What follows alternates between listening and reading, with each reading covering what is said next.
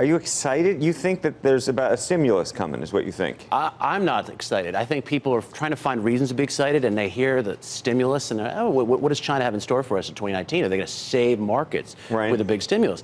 The difference between this one and previous China stimulus programs is that this is supposedly fiscal. So they're going to do it, but they're not going to increase the monetary base, and they're not going to make all the mistakes they made the last few times around. And of course, you know, if it sounds too good to be true, it's too good to be true. This is very unlikely to happen the way investors think it's going to happen. How damaged is their economy right now, and what are the politics inside the country vis-a-vis what they're going to do in terms of opening up or dealing with us?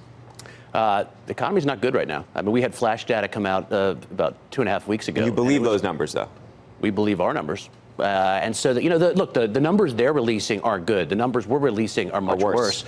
And we've got new data coming out this week, How much worse was the last flash data you had? Because on Friday it was concerning enough, the numbers they released, to kind of spook the rest of the market. The flash data that we released right before G20 was the worst data we've seen since the crisis of 2016. What did it show? It showed everything was looking down. And so there was a big question, you know, would things get better with a positive G20 solution? But look, the problem has been that manufacturing has been the engine behind that economy for a long time, and manufacturing is hurting right now. And the Trump trade war is doing that, but it's also overheated. So what engine in China will fuel growth for 2019? And no one's picking up the slack. Go back to what you just said, which is an important distinction. How much of this is coming because of the trade war? How much of this is coming just because their economy was already in trouble? So I guess the way to look at that is, even if the trade war comes off, what happens to their economy? Even if the trade war comes off, I think they're going to have a tough time. There was this idea that 2017 was this momentum being regained by China. No, they had every button down. They juiced state firms. They juiced the old economy. This was not something that that just happened on its own. They wanted to make sure the party Congress turned out well. And as a result, you were going to have this overheating and slowdown in 2018, no matter what. But you have that, you have the trade war on top of it, you have global growth fears, you have rate hikes, and this is a very dangerous recipe for China right now. When you saw some of the announcements China made, or at least the stuff that leaked out last week, in terms of what they're going to do on autos, on some of these other things, did you think that that was a real shift in terms of their thinking, or was that a head fake?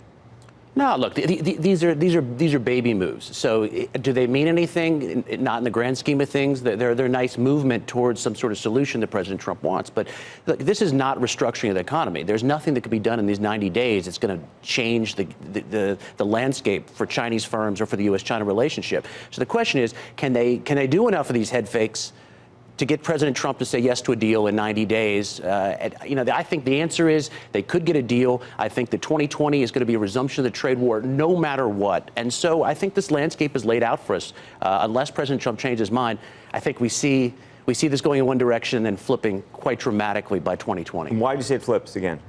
Politics, campaigns. So when whoever runs against the president in 2020 is going to come from the protectionist left on the Democrat side. And you're going to have both of them arguing who's tougher on China. And I think that forces the president to not just defend what he's done on the China trade side, but be even more aggressive. You're going to see additional 301 programs. You're going to see a much tougher China stance in 2020.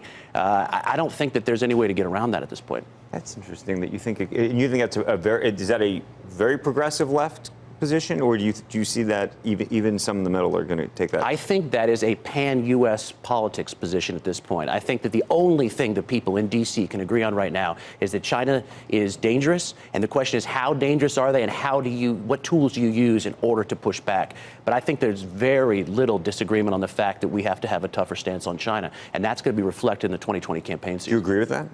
I do. I think that for a long time that this problem has been ignored. Now, are tariffs the answer? Are tech restrictions the answer? There's a lot of things that we're doing right now, and I think there's a lot of things we're doing wrong. And this is going to be fleshed out during the 2020 campaign. Leland, do you ever go to China? I do, but I'm much more careful about it right now. When's the last time you were there? Earlier this year. Earlier this year. They didn't know he was there. Picks his words carefully. Slipped in and slipped out. Yeah. Hey, look, you got to be careful. The signals being sent right now are ambiguous. You know, are executives going over to China safe? Are they going? And do you think they are? Given what's happened with Huawei, for example, on our end of it? Look, I think there's a risk there. I think if you're a tech executive, there's a particular risk. So, this is something that we have never had in our consideration. Senior tech executive, CEO of a major technology company in the United States, would you be in China right this minute? I would not. Too much risk.